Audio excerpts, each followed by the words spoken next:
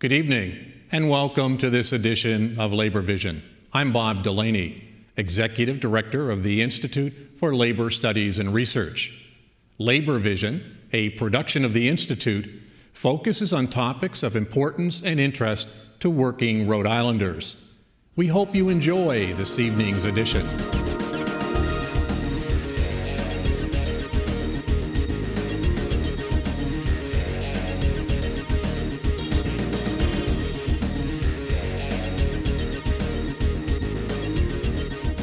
Welcome to this edition of Labor Vision. I'm Bob Delaney. Well, I guess for the past 2 years now, you can't hear a news broadcast or even have a conversation in a corner store without some conversation about the budget at the state or federal level. And as a part of that discussion, it becomes very difficult to talk about a budget when you're only talking about one side, about cutting government services at the federal and state level. Very rarely do we have any conversations about adding money to any kind of a federal budget, because the constant cry appears to be no new taxes. This evening's discussion will focus on that topic of no new taxes. Our guest this evening is Carolyn Fedoroff. She is a member of the executive board of the Massachusetts AFL-CIO. She has been working with the U.S. Department of Housing and Urban Development for 25 years now. And over the last number of months, Carolyn, you've put together a presentation dealing with the topic that we want to talk about this evening around the issue of government budgets, specifically about the area of no new taxes and the importance of making cuts to the services of government that governments provide us with. And we want to take a look at kind of the impact of cutting, as opposed to generating income to provide services that support this great nation. Tell me a little bit about what brought about this concern that you have and what made you develop a presentation that has been very well received throughout New England, and particularly at the state AFL-CIO in Massachusetts most recently. In December, I read a Globe survey, Boston Globe survey, where they found that 30% of Massachusetts residents surveyed believed that we could balance the federal budget through cuts alone. And I knew that that could not be true, but I wasn't completely sure of myself, so I decided I need to go do some research on this topic. And out of that research came a lot of frustration, a lot of rattling of cages, saying, you've got to tell the story, you've got to tell the story. And I finally decided I had to tell the story. I had to find a way to communicate this reality in a visual method that people could quickly grasp the real gravity of the issue. I'm not really sure people understand that no new taxes is one issue, but the issue of cutting government services will have an impact on each and every one of us for years to come. I often take a look at and say to people, if you went outside the door and you were to take away all of those things that are a direct result of government services outside your door, whether it would be the lamppost or the lights on the stop at the corner, the stop sign that goes with it, the roads, the sidewalks, all of that infrastructure that has helped to give us the things that we need to make this country strong and to provide the economic infrastructure for us to grow and bring about industry and growth and development. All of those have helped to do a number of things, but one in particular was to grow the middle class. And what I see happening is that we get a cry of no new taxes, cut government services, and let's not worry about the middle class anymore. When we're talking about issues of no more cost of living increases on pensions, when we're talking about cutting services, it's going to have an impact that if we could take a snapshot, if we could take a picture of government services that are here today but gone 10 years from now, it's pretty scary. What have you seen? Well, I think a lot of people don't recognize that a lot of the basic services at the local level, such as education, streets and roadways, even community services, oftentimes those are funded through federal programs, federal grants of funds directly to cities and towns or to states or to school districts. And there are frequently, although people want to say we can't have a cookie cutter approach and Washington doesn't know the best way. In fact, those programs are designed so that local communities have input into how that money is spent. And so, for example, my agency, one of its largest programs is the Community Development Block Grant Program. And communities can use that money provided that it largely benefits low and moderate income neighborhoods. That money can be spent for any number of things, from after-school programs to Meals on Wheels for the elderly to street lamps and community gardens. That it is a very flexible tool, and that is all funding that comes through the Department of Housing and Urban Development. Eliminating the Department of Housing and Urban Development would have a huge impact on the real basic quality of life that we experience in our communities. It's amazing because I never really stopped to think about the fact that money from housing and urban development would actually go back to programs like Meals on Wheels, go into programs, after school programs. I know in the city of Providence, the Institute works closely with programs that work with students after school, and how important that is to the families, to the students. How important Meals on Wheels. There's a whole generation of people who are getting older, and my concern is when we take a look at these cuts and cuts and cuts, the best example being, let's take the COLA away from people who are state and federal employees who have no Social Security. So, prior to the show this evening, you and I talked about the three-legged stool, people having pensions, people having Social Security. When you take away COLA, for example, for state and federal employees who have no Social Security, and that's the only income they will have coming in that they contributed to, and now we compound that by adding more and more cuts. So something as simple as Meals on Wheels that provides such great services to seniors in the United States, that goes away. We're taking away serious social nets to ensure that we have this standard of living for everyone that made us the nation that we are.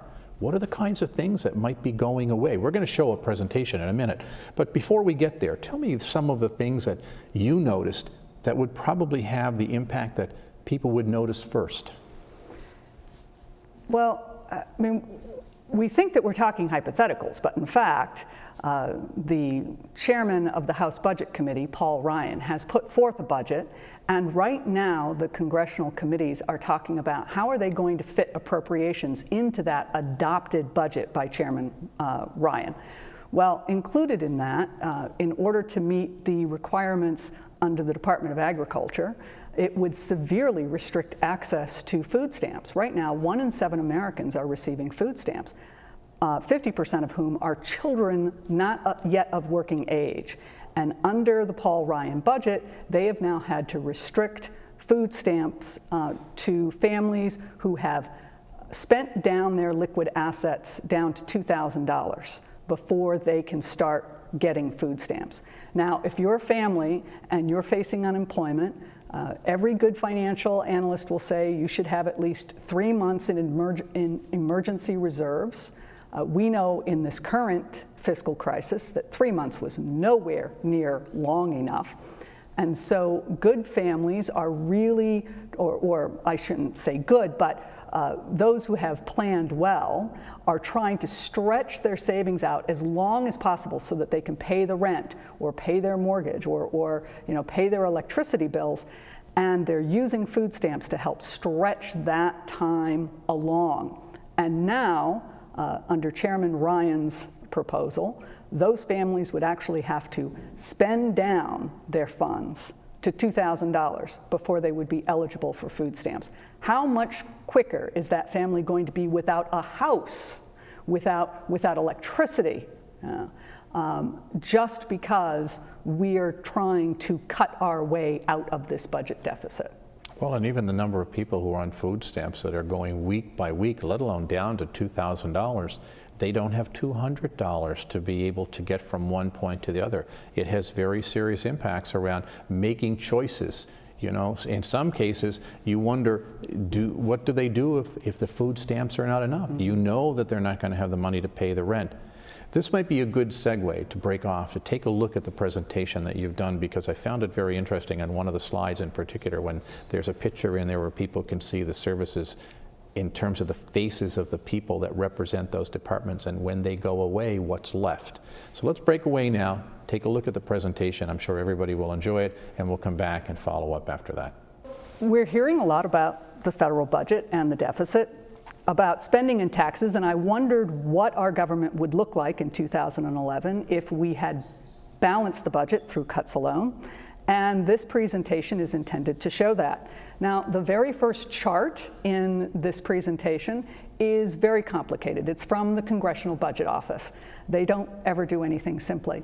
I just want people to focus on the far left-hand corner. That left-hand corner shows that in 2011, we spent $3.6 trillion and we took in $2.3 trillion.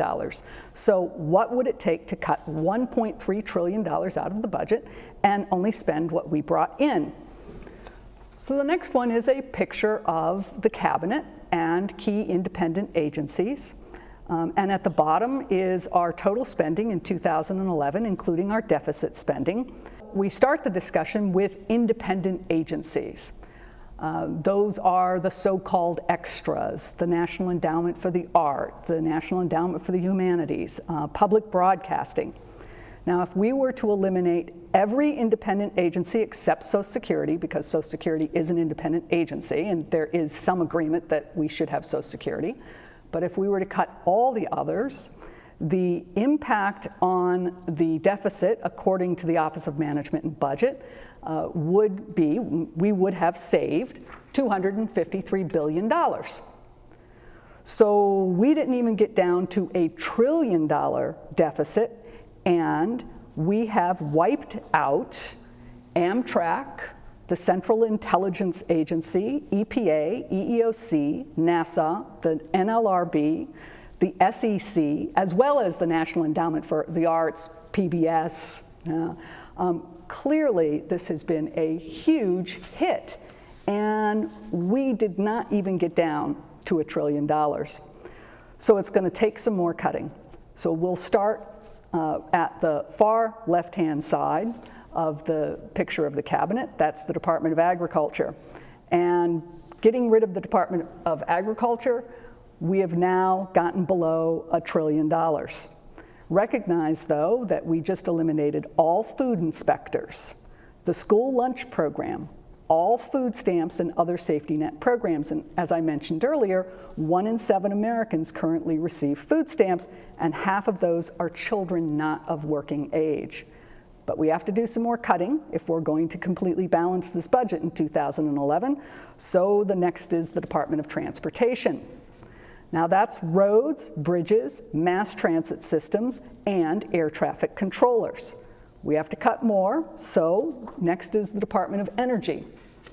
No one's looking out for nuclear security. Next is the Department of Homeland Security, and we'll eliminate the Department of Commerce. So there's no more FEMA to help out when a tornado blows through town, no Border Patrol, Customs, or Immigration, and no airport security. No more census, no more patent office, no more promotion of exports. The next agency is the Department of Labor. No OSHA, no MSHA, no pension protections, no unemployment insurance. And we are about halfway to the $1.3 trillion that we need just to balance the budget. So next we'll move to the Department of Interior. Goodbye Yosemite and the national parks. After that, we'll move to the Department of Housing and Urban Development. There goes about 1 million units of housing for the elderly and another 1 million for families. The Department of Education. Bye-bye Pell Grants and student financial aid. We'll eliminate discretionary spending at the Veterans Administration. That's about 45% of their budget, and that's why you'll see about half of Secretary Shinseki. According to the Heritage Foundation, the discretionary budget at the Veterans Administration is mostly veterans health care. but we can't afford to keep our promises to our veterans, so we're just going to have to cut out discretionary spending at the VA.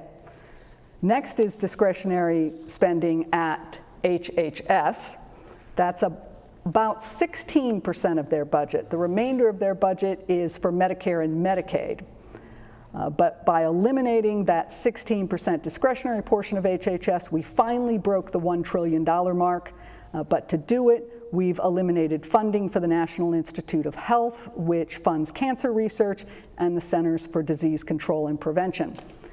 We have more to go. We'll eliminate the Department of State, no more ambassadors or that pesky foreign aid.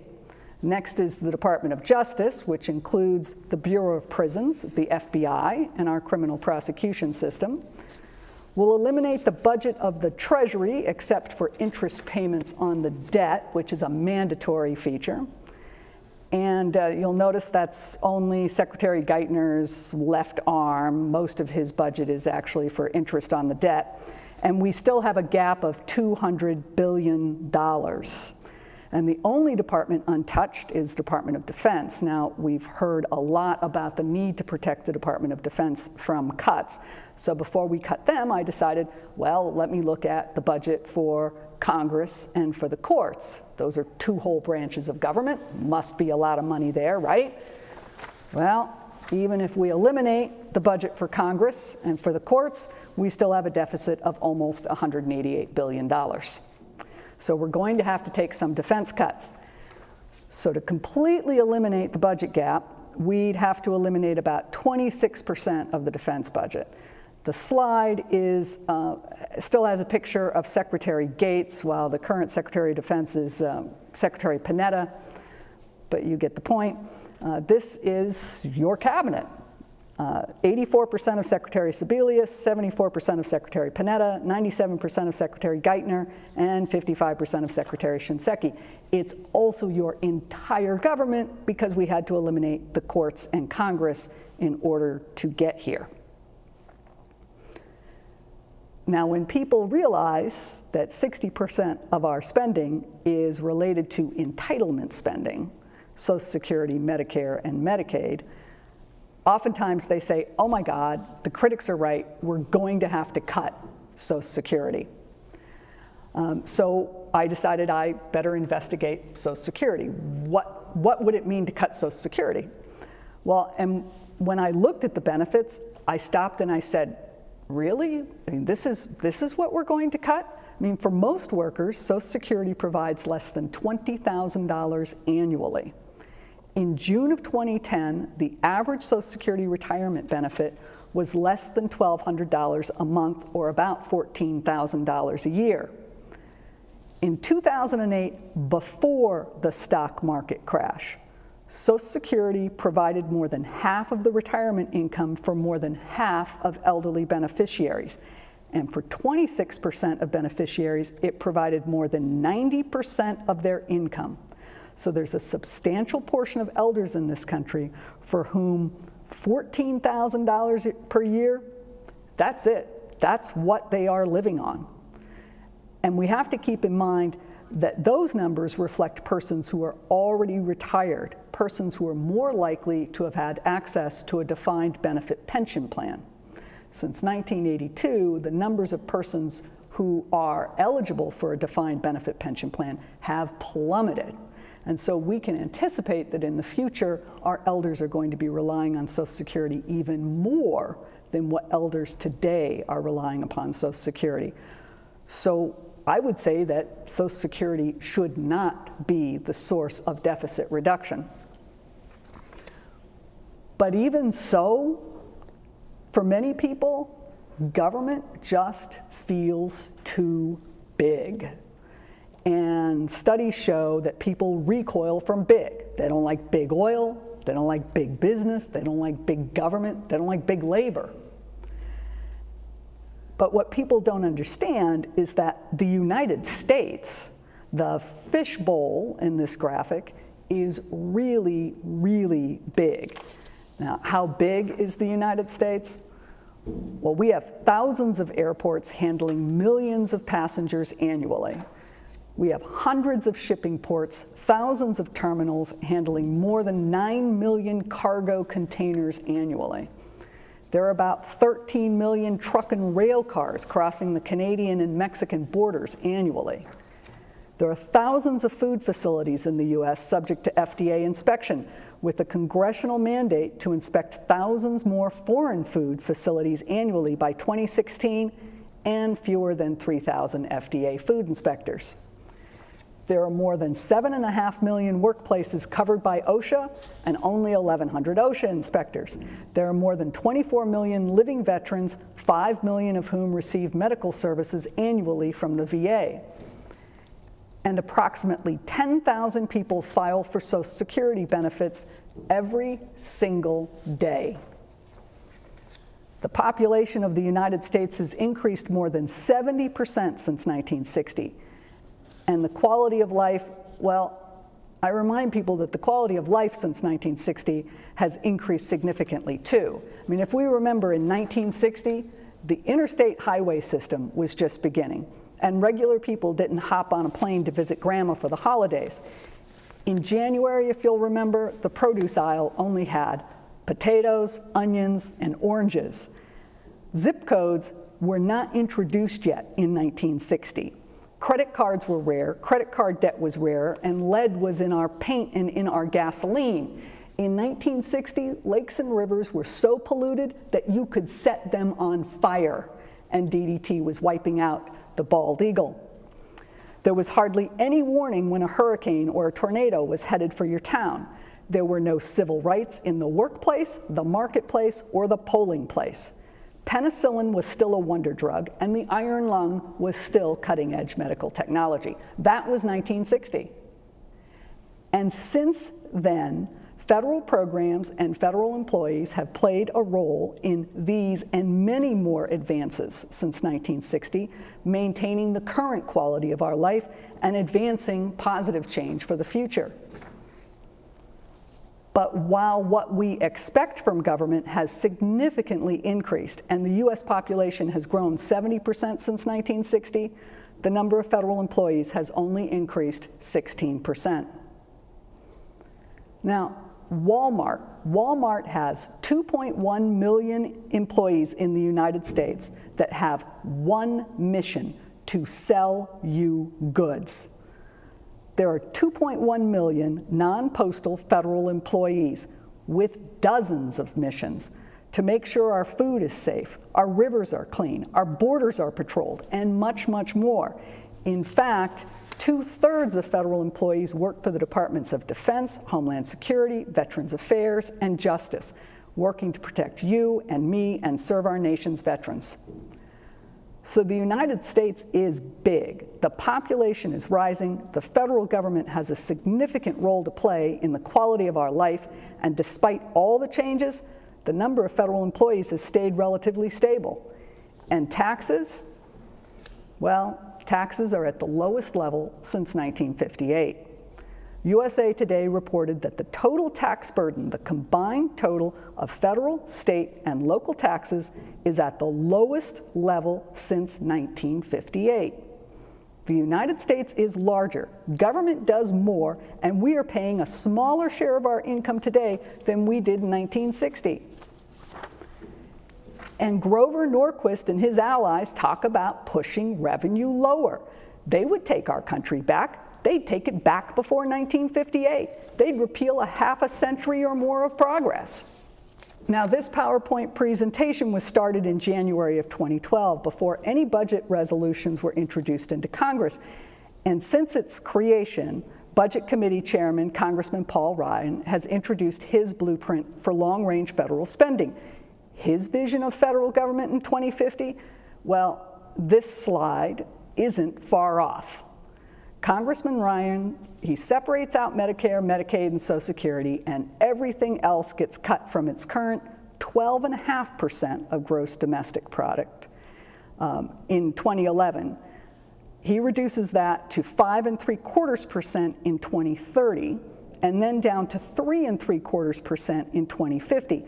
According to the Congressional Budget Office, and this is a quote from their review of Congressman Ryan's budget, By comparison, spending in this category has exceeded 8% of GDP in every year since World War II. Spending for defense alone has not been lower than 3% GDP in any year during that period. And Ryan foresees reducing everything down to 3.75% and increasing the defense budget. So Chairman Ryan's vision for government might even be leaner than this picture of the cabinet.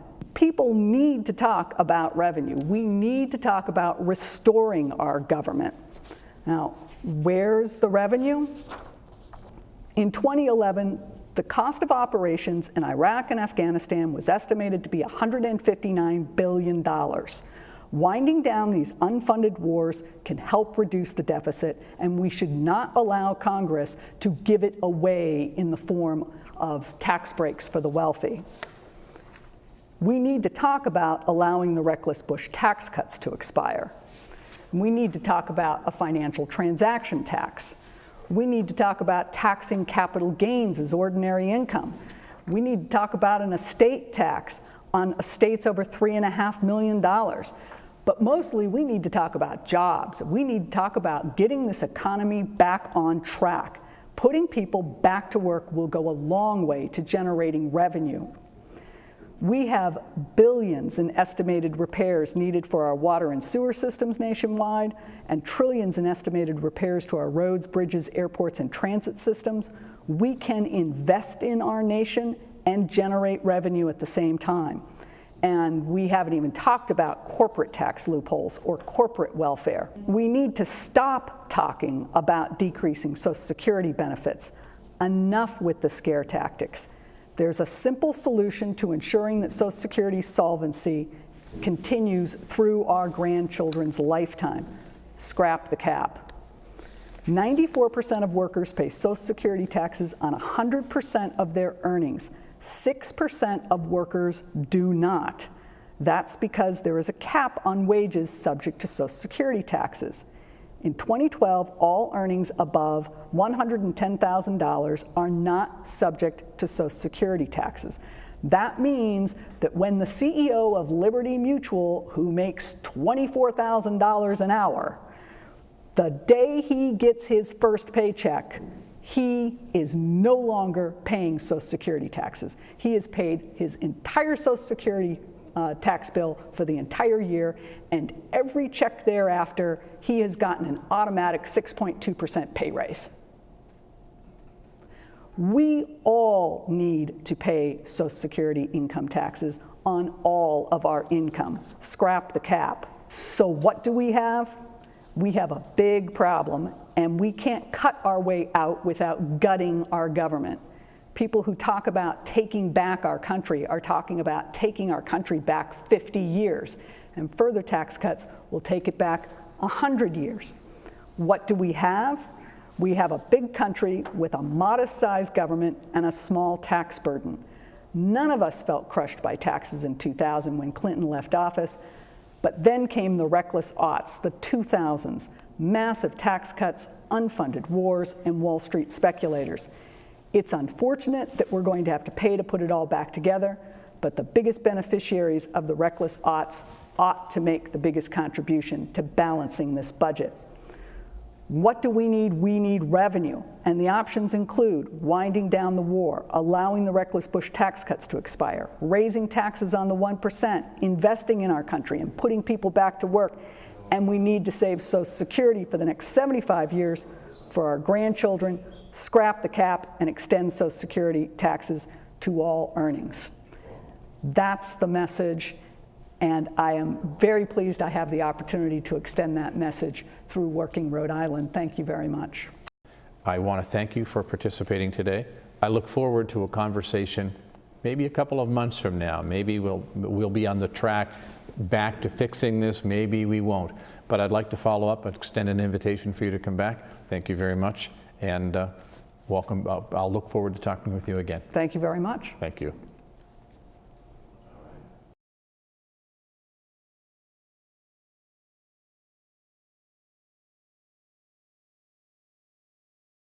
Thank you for joining us for this segment of Labor Vision, where we bring the General Assembly to your living room. Today we're going to have an interesting discussion about taxes and revenue and ways that we can rebuild Rhode Island. And joining us, we have two guests.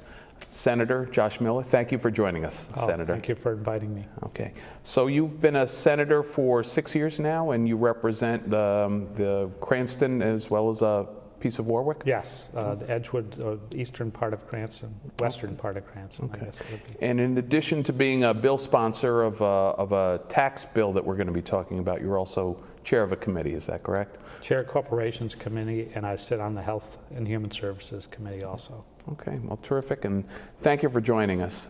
And also joining us today is Maureen Martin. Maureen, welcome.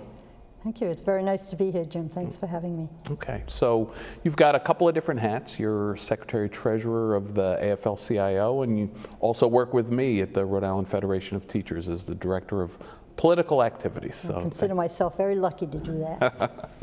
Well, thank you both for joining us. Before we get into the issue of taxes, why don't we get a little bit of background out here first. When Elizabeth Roberts ran for Lieutenant Governor, if I was interested in replacing her now that I was a Cranston resident. Mm-hmm. And being a state senator was your first political office, wasn't it? It's my first political office. It's good to be in a position to make a change and to try to be proactive on many issues. And sometimes you have successes and sometimes you have frustration, but in general, I like the position. I like the diversity of issue, including what we're going to talk about today. And other than the issue of tax revenue, what are the big issues that you're working on in the Senate this year? Well, me personally, as chair of the Corporations Committee, I have an obligation to pay attention to the issues that come to that committee. So I always look at bills outside to other areas, like I'm involved in the legislation that affects Landmark. I'm involved in that legislation on hospital conversion, but within the committee, I'm looking at payday lending as a very high-profile issue, and some other issues that are consumer protection issues that we're looking very carefully at and making progress. Okay.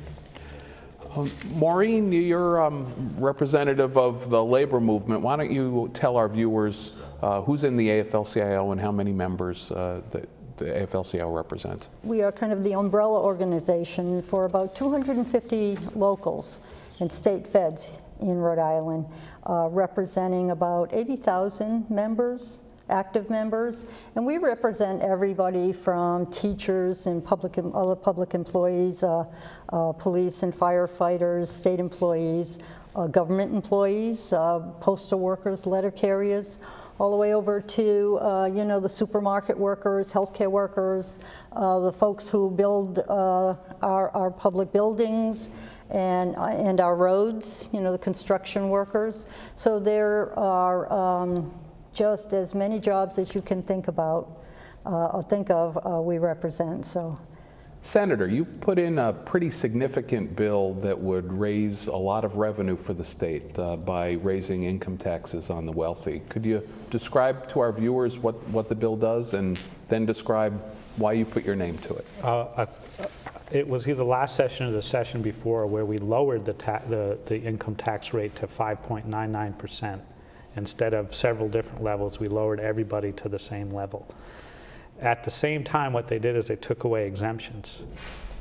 And so we have a level, and it was done on behalf of a lot of people who said that Rhode Island needed a profile, not only within Rhode Island, but outside of the state, that we were competitive, to be said, in our tax rate. So when people looked at Rhode Island versus other states, that we would attract business and we would attract jobs to Rhode Island because we had an attractive tax climate. So this is one step they thought was very important. One of the things about this bill, with an 11% unemployment rate that jumps ahead and behind that all the time, is that we tie, we put that level up 4 percentage points from 5.99 to 9.99, but we tie it to job creation. And so when the unemployment level goes down by 1 point, the tax level goes down by 1 point. And I found this the most intriguing aspect of it, because as we've seen job loss over the last few years, we still hear people talk about tax rate in the context of job creators, and we have to protect the job creators. And I like putting the test to the metal, as they might say, in that if you're a job creator, create jobs and your tax rate will go down. And I thought that was a very important statement to make in an era where everybody says we have to protect the job creator, but we haven't created jobs. I know that this increase in income tax doesn't affect everyone. It's only people who earn yeah, the other important aspect aspect is that this is for people with incomes over $250,000. Certainly people who have the means to pay a little bit more to help yes, everyone. And many of those people have come forward and said they supported it. So, well, that's good to hear. Yeah. Maureen, why is the labor movement involved in a tax issue? And what is the labor movement doing to support this? Well, I think the senator touched a little bit about why the labor movement would be interested in this, and what we're really all about is jobs, jobs, jobs, jobs, creating jobs or supporting initiatives that create jobs, and I think that's what this is. We're about maintaining jobs, the jobs that people have, and without some stream of taxes to keep people in their jobs, we're going to be in a downward spiral. And making jobs safer for the workers, both in terms of safety on the job and job security.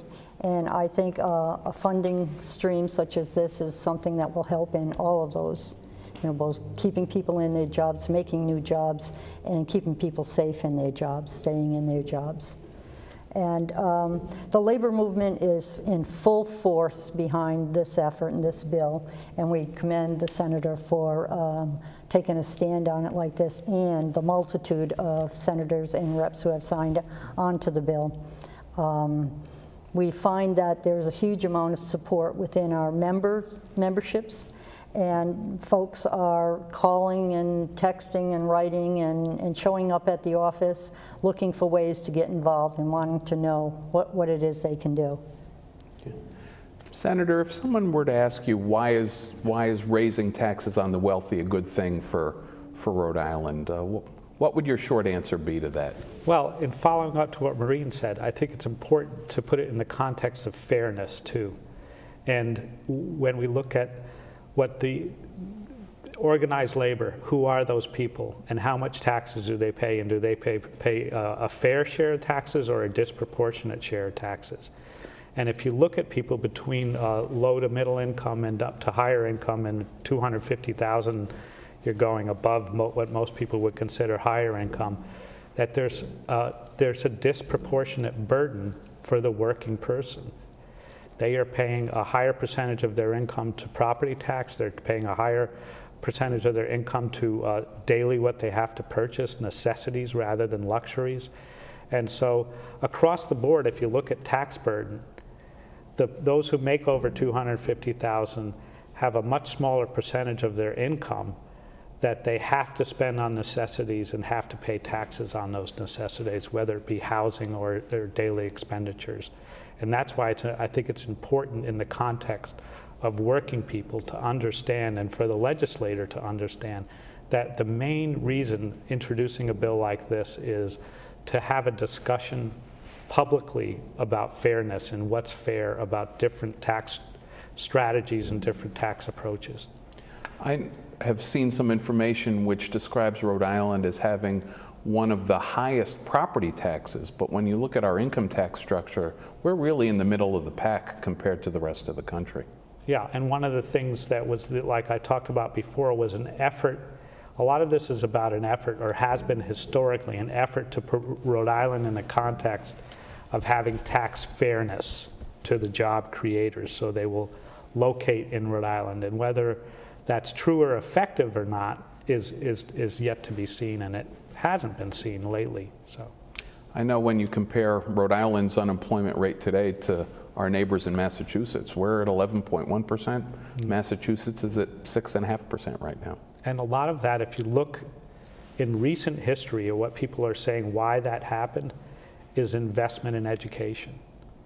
Massachusetts investment in education has attracted people that want to employ those people that have been the result of quality education. And so some of the things we've done in recent histories have been bad examples of what works as far as getting out of what the current economy is in Rhode Island. Sure, I certainly understand that.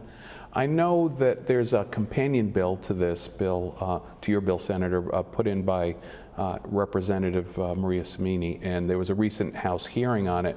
The analysis of her bill, and it would be the same for yours, is that this would generate about $131 million for the state. Putting $131 million, make that available for expenditures. What are your thoughts on how Rhode Island could use that kind of money, and what would be the wisest ways the Assembly could spend that money if a bill like this were to be passed? I mean, there's a long list of where we've either stumbled. It could be funding for developmental disabled. That's been a very high-profile mistake, some people might say. Education funding that's more towards state funding rather than local funding. It's very effective in giving relief to property tax, which is a local burden because of cuts in state funding to local cities and towns' efforts.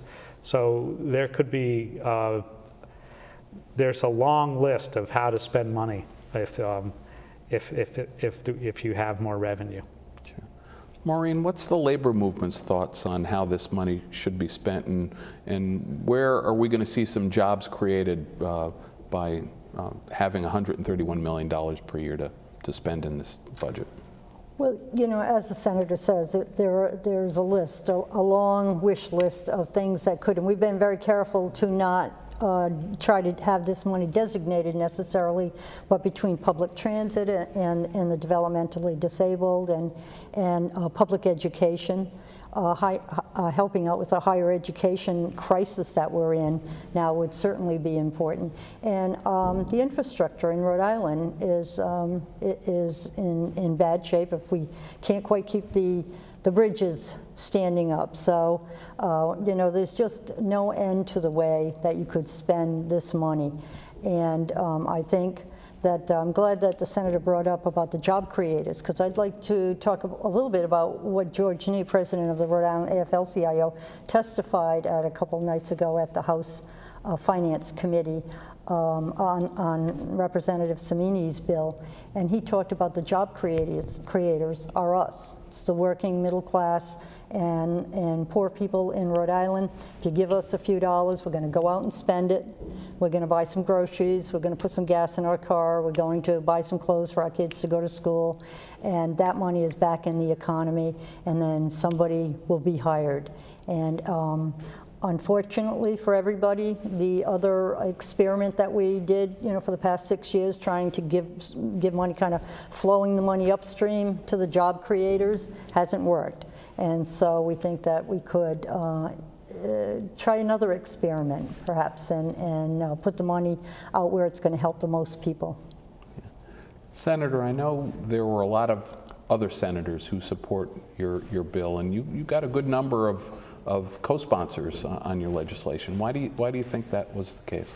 I think the case for that was that people were very interested. If they didn't see this legislation passing in its current form, they saw it was an important conversation when we talk about revenue and expenditures to have a bill that explicitly talked or created a conversation about fairness. And I think people were very anxious to have the whole context of the budget talked about in the background of this bill, where everybody knows it's out there, that we have to talk about what's fair to most of the people in Rhode Island. And I think there were people that actually signed on to that bill that didn't necessarily want to see it passed, but wanted to make sure that that conversation took place. And there has been some skepticism or concern raised about this bill. I know there have been some comments by some people in leadership on both chambers that this isn't the year that we should be doing this. You've certainly heard that those concerns raised. What's your response to people who say, not this year? Well, I've had a lot of bills where people have told me not this year, so that doesn't stop me. But there is one point to be made about not doing exactly what's written in this bill this year, in that we don't know what the results are. This is the first full year where income tax returns will be based on 5.99%, so we don't know if that's going to raise more or less money. So there is a wait and see on the May revenue estimates to see what it brings in. But even those people who say, hold it, we need to at least have stability for a couple of years, welcome the conversation. They don't want to see cuts, because when you talk about how we would spend money, we often are talking, rather than how we would spend money, on what we wouldn't or would cut. And so I think it's very important, and everybody's trying to preserve a program that helps the least fortunate in our state, or otherwise, or transportation, or other programs that people think are very proactive and important to growth and job creation in the state. And they don't want to cut those, but often they don't have any choice. And so I think even those who don't see it as a realistic end game, they see it as an important context to have the discussion of expenditures versus cuts.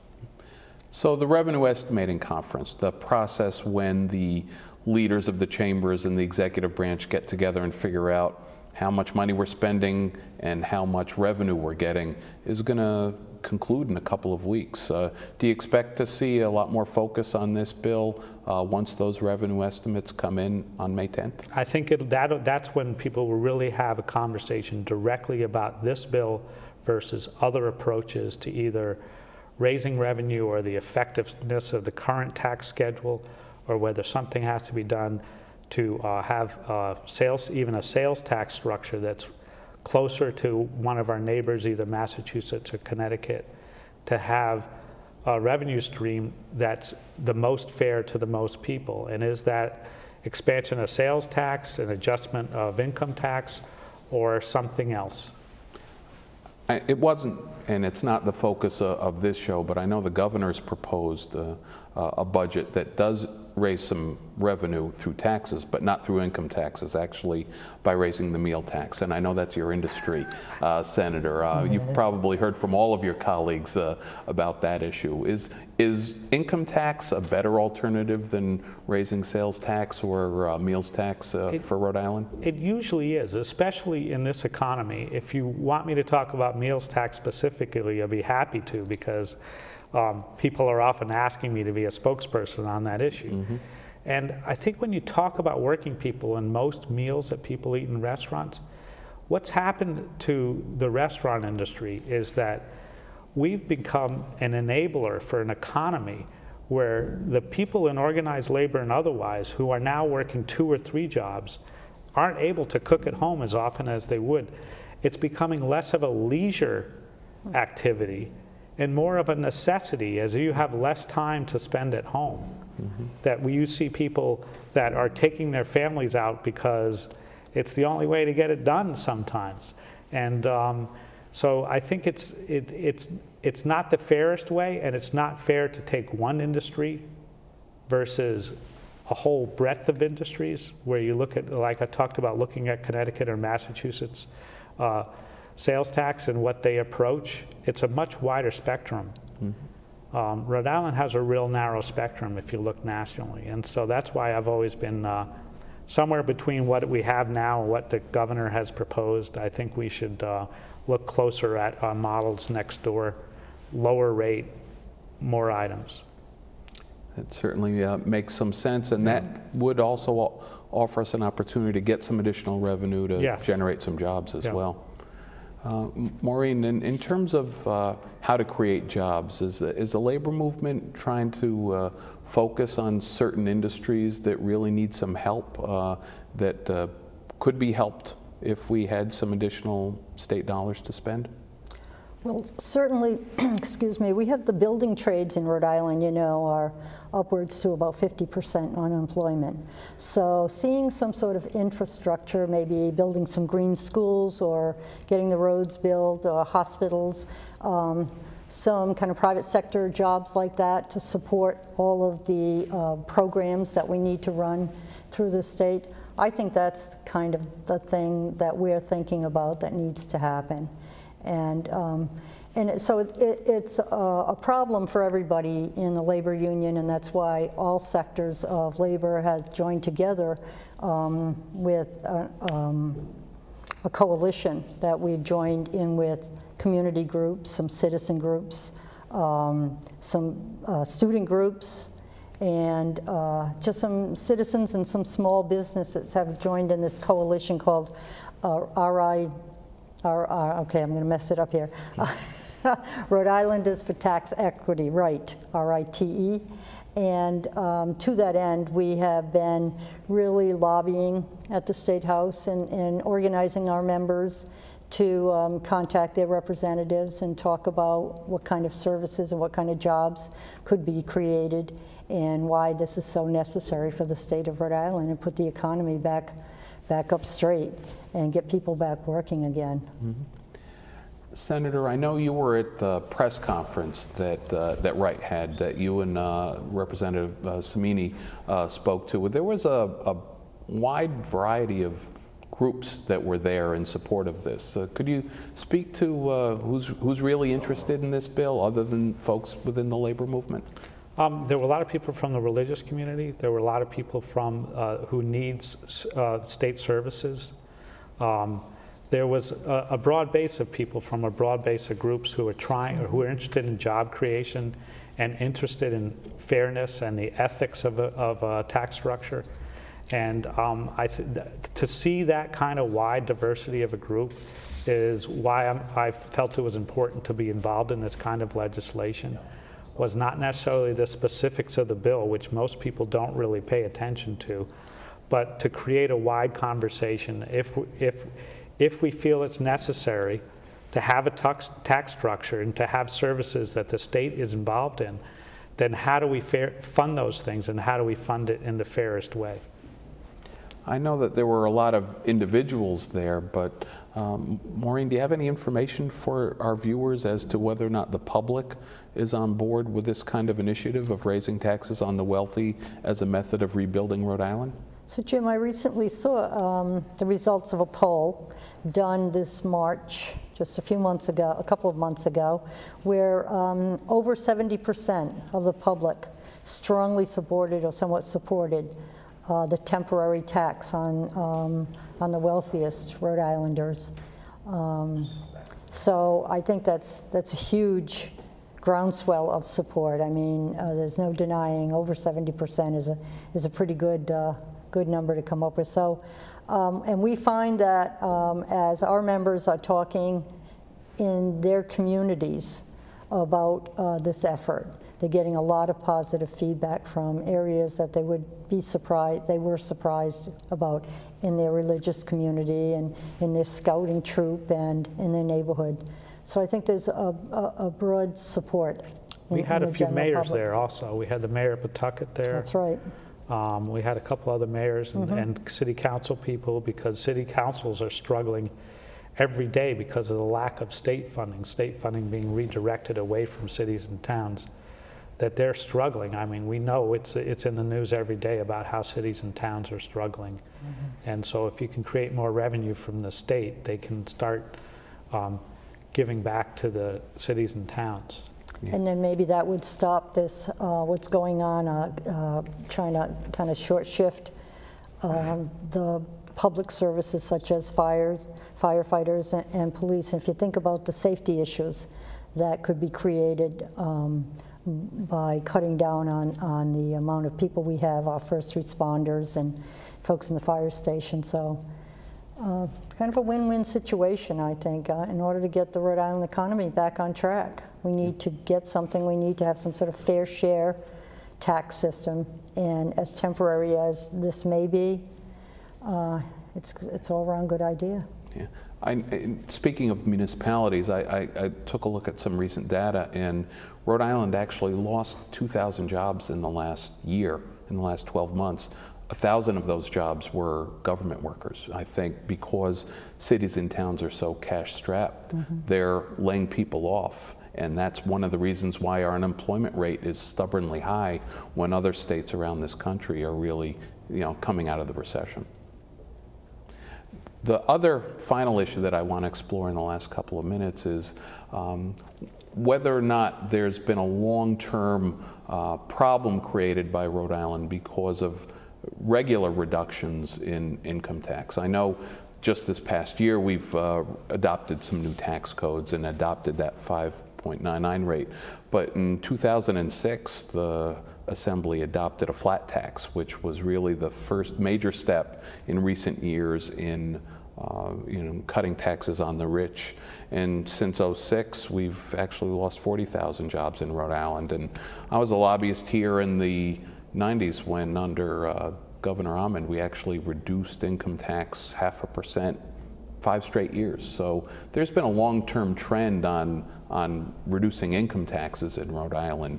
And I know some people say, well, let's see how the new tax code goes. But I think the truth is that we've had a long recent history in Rhode Island of cutting income taxes, and see where it's got us. Well, I think there's a long history of a doctrine based on maybe Reaganomics or whatever you might want to call it, that has the basic principle that government is bad and private enterprise is good. And now we've gotten down to a bare bones situation between what Ahman and Kacheri have done to cutting the state workforce by over 15%. So where are you after that? You're now at the point where people are looking and understanding what government does and turning around and saying, did I really want that care for the developmentally disabled to go away? Does it really make sense to cut back on subsidies to health care to the poor because they still are an expense to our health care system? Do I really want people not to be able to get to work because their bus route is cut? And do I really want the bank not regulated to the point where now my interest rates are going up for my home loan? These are the things that people are understanding that they always kind of took for granted, that government had a role that wasn't an impediment to their progress, but necessity either to themselves or to their neighbors. And they're turning around and noticing that, whether it be the quality of their schools or the quality of that municipal building that now costs more to run because it's less efficient and needs more renovation.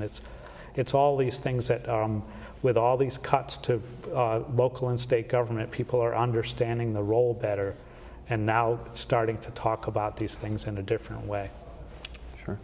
Maureen, final thought before our time runs out? Sure. If I could leave your audience with some information about where to go to find out how we got ourselves into this mess and where we are now and what they can do to get involved in the Rhode Islanders for Tax Equity. They could go to www.ritaxequity.com. Okay.